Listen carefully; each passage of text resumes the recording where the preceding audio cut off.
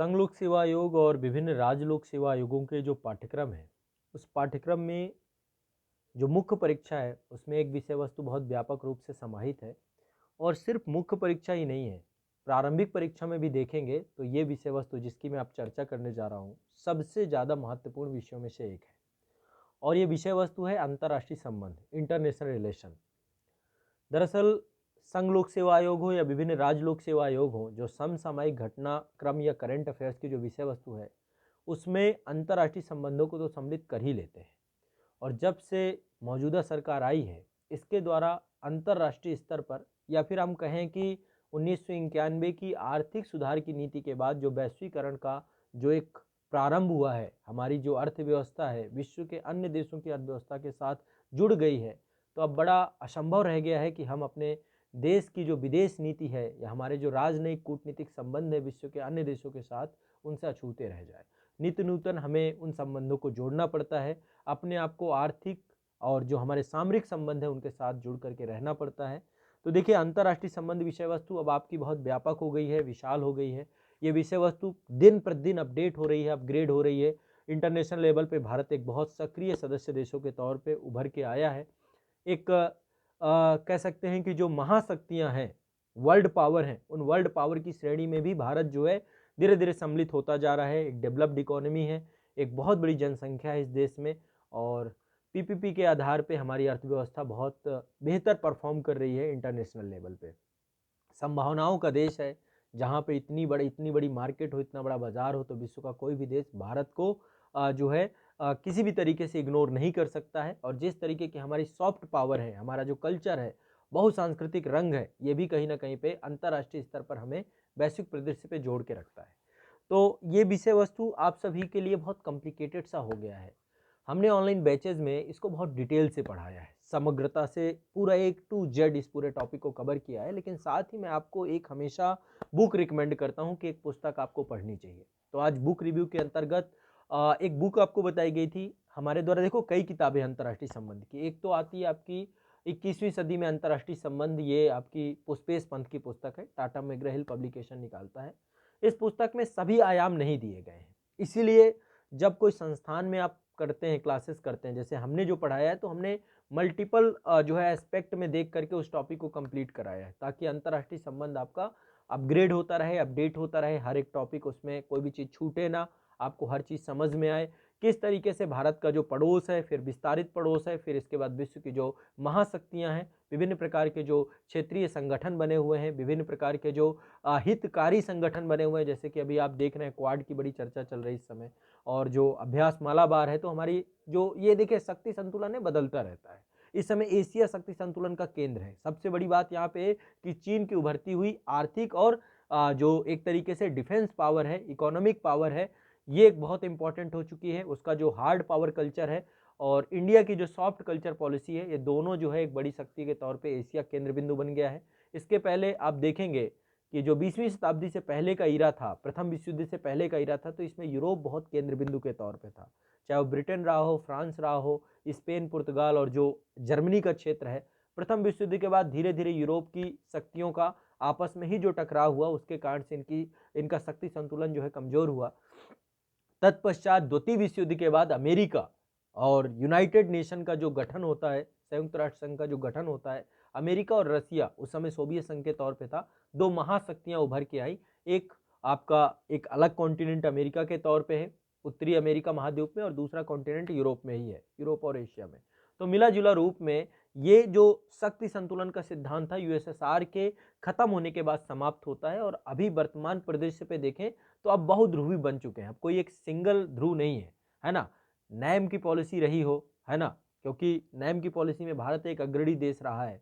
तो चाहे नैम की पॉलिसी रही हो या इंटरनेशनल लेवल पे अभी जो संगठन बनते जा रहे हैं, क्षेत्रीय संगठन बनते जा रहे हैं, चाहे G7 हो, G20 हो, ब्रिक्स की बात करते हैं हम लोग, है ना, या जो आसियान कंट्री हैं इसकी बात करते हैं, दक्षेस की बात करते हैं, या फिर अभी छोटे छोटे ग्रुप और निकल के आ रहे हैं इन्वायरमेंटल प्रोटेक्शन को लेकर के। जो आइलैंड एरिया है वो भी जो है साथ साथ सम्मिलित हो रहे हैं। अफ्रीका भी एक उभरते हुए देश के तौर पे निकल के आ रहा है। तो कहीं ना कहीं पे अंतर्राष्ट्रीय संबंध विषय वस्तु के अंतर्गत आपको, एक तो हमने पुष्पेश पंत की पुस्तक बताई थी जो आपको पढ़नी चाहिए। मैं चाहता हूँ एक सेल्फ स्टडी में आप बुक जरूर पढ़ें।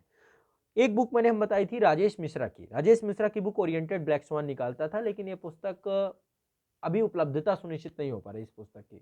निर्विवाद रूप से एक अच्छी पुस्तक है सिविल सर्विसेज के क्षेत्र में, लेकिन काफ़ी लंबे समय से बच्चे जो है एक वैक्यूम सा क्रिएट हो गया है। ये पुस्तक अभी लगातार हमें मिल नहीं पा रही, मैंने भी हमेशा ही रिकमेंड की है। तो इसका अल्टरनेटिव को लेकर के आप लोगों का हमेशा जो है संस्थान से कंसर्न रहा है। तो इस पुस्तक को पढ़ने के बाद मैं इस डिसीजन में पहुंचा हूं कि यदि आप संस्थान की क्लासेस कर रहे हैं और साथ में अंतर्राष्ट्रीय संबंध में एक पुस्तक आप ये भी जोड़ लें अपनी, मैं पुष्पेश पंत की पुस्तक को गलत नहीं कहूँगा, वो पुस्तक भी आप पढ़िए। जेएनयू के प्रोफेसर हैं, उन्होंने बहुत अच्छी बुक में, लेकिन सभी मानकों को उन्होंने सिविल सेवा के परिदृश्य से सम्मिलित नहीं किया है। तो अंतर्राष्ट्रीय संबंध में ये पुस्तक है तपन विश्वाल की, ओरिएंटेड ब्लैक स्वान ही निकालता है। राजेश मिश्रा की भी ओरिएंटेड ब्लैक स्वान निकालता है, लेकिन ये अंतर्राष्ट्रीय संबंध में तपन विश्वाल की पुस्तक भी आपका, मैं इसको भी समग्र नहीं कहूँगा कि इसमें समग्रता है, हर एक कंट्री के एस्पेक्ट को पूरा रखा गया है। इसके बावजूद भी ये पुस्तक भी अच्छी पुस्तकों में से एक है। यदि आप जो है अंतर्राष्ट्रीय संबंध की सेल्फ स्टडी के बुक के एक बुक के तौर पे इसे रख सकते हैं, तो अल्टरनेटिव बुक के तौर पे तपन विश्वाल की पुस्तक है, आपको ये भी पढ़नी चाहिए। हमारे साथ जितने बच्चे ऑनलाइन बैच में हैं, यदि आप राजेश मिश्रा की पुस्तक नहीं आपको मिली है, तो मैं आपको तपन विश्वाल की पुस्तक बता रहा हूँ। इस पुस्तक को भी आप पढ़ करके बाकी क्लास नोट्स आपके कवर करा देंगे, सारी चीज़ों को, कोई चीज़ छोड़ेंगे नहीं। इसके बाद आपको पता है आईआर की क्लासेस हम निरंतर अपडेट करते रहते हैं, तो जल्दी आईआर की क्लास आपकी अपडेट भी हो जाएंगी। जो समसामयिक परिदृश्य करंट अफेयर्स है, वो नया बैच भी आएगा, तो उसको भी आप देख लीजिएगा। तो ये पुस्तक आपकी उपलब्ध है, और इस पुस्तक को यदि आप लेना चाहते हैं तो आप कहीं से भी ले सकते हैं, लेकिन यदि आपको समस्या आ रही है, दूर दराज गाँव में बैठे हुए हैं, तो आज़ाद पब्लिकेशन से मंगवा सकते हैं। इस वीडियो के डिस्क्रिप्शन में इस पुस्तक की लिंक हमने उपलब्ध करा दी है, तो आप इस पुस्तक को मंगवा सकते हैं और इस पुस्तक को मंगवा करके आप पढ़ सकते हैं। ठीक है, आपके घर में पहुंच जाएगी। आप भारत के किसी भी हिस्से में हैं, ये पुस्तक आपको घर बैठे उपलब्ध हो जाएगी। तो अंतर्राष्ट्रीय संबंध की इस पुस्तक में क्या क्या है, मैं एक बार आपको थोड़ा सा इस बुक का जो इंडेक्स है वो बता देता हूँ। दूसरा संस्करण है ये, ठीक है, समय समय पर अपडेट तो होनी ही चाहिए ये पुस्तकें।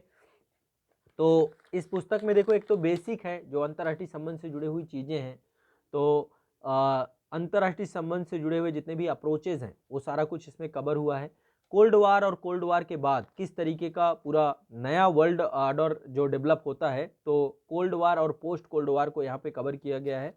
इसके बाद जो है भारत की विदेश नीति, देखिए ये चरणबद्ध तरीके से भारत की विदेश नीति को हम देखते हैं।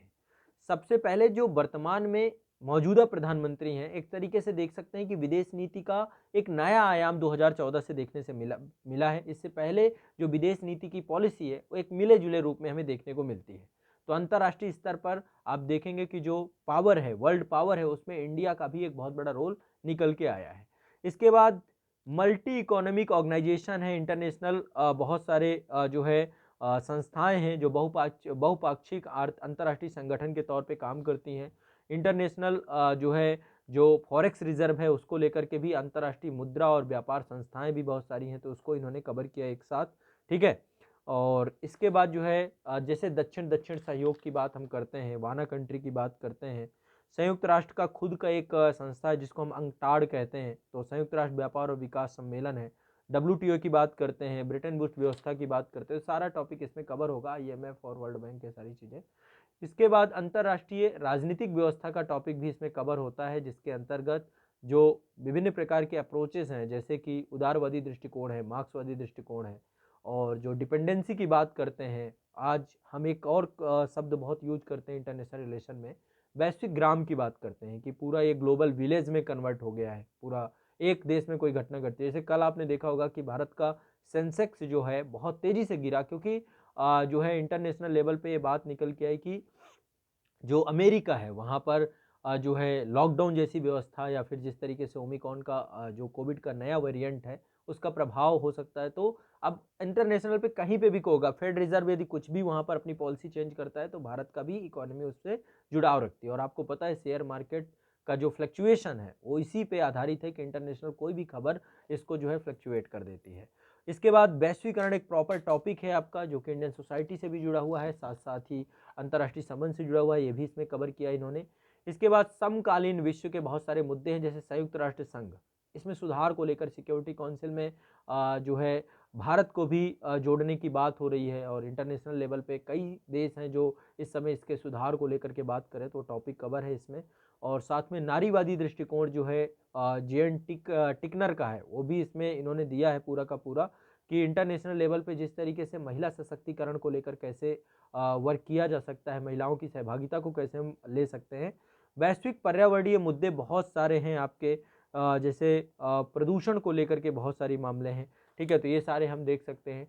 इंटरनेशनल बहुत सारी प्रॉब्लम है, जैसे इंटरनेशनली टेररिज्म को लेकर के प्रॉब्लम है, जिसको अंतर्राष्ट्रीय आतंकवाद है। तो अभी आपने देखा कि जैसे तालिबान वाला पूरा इशू हुआ कि जैसे अमेरिका अफगानिस्तान से गया, तालिबान ने उसे कैप्चर आउट कर लिया। तो ऐसी जो प्रॉब्लम्स हैं और साथ में भू राजनीतिक, भू आर्थिक, भू सामरिक जो दृष्टिकोण है आपका इंटरनेशनल रिलेशन का, वो भी इसमें कवर किया गया है। तो ओवरऑल बुक अच्छी है, आप इसे पढ़िए और इस बुक से आपको बहुत कुछ सीखने को मिलेगा। आपको देखिए, क्लास में हम कुछ छोड़ते नहीं हैं, सब कुछ डिटेल से हमने कवर करा ही रखा है, लेकिन हम चाहते हैं कि आप एक यदि बुक पढ़ लेंगे तो आपको एक लैंग्वेज सीखने को मिल जाएगी। हर एक सब्जेक्ट की अपनी एक लैंग्वेज होती है ना? तो वो लैंग्वेज सीखने को मिल जाएगी, साथ ही कुछ यदि बचा होगा वो भी कवर हो जाएगा। और एक जो अप्रोच होता है आपको लिखने का, है ना, वो भी आपको सीखने को बुक से ही मिलता है। साथ में आपका टीचर सही पढ़ा रहा है या गलत पढ़ा रहा है, ये भी आप बुक से ही वेरीफाई कर पाएंगे।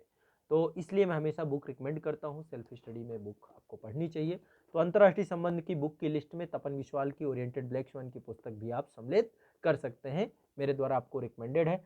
बाकी आपको राजेश मिश्रा की बुक मिलती है तो बेस्ट है, एक ही पढ़नी है ना। पुष्पेश पंथ आपको देखो बहुत ज़्यादा उसमें कवर नहीं किया गया है, तो आप पढ़ना चाहें तो पढ़ सकते हैं, पतली सी पुस्तक है टीएमएच की।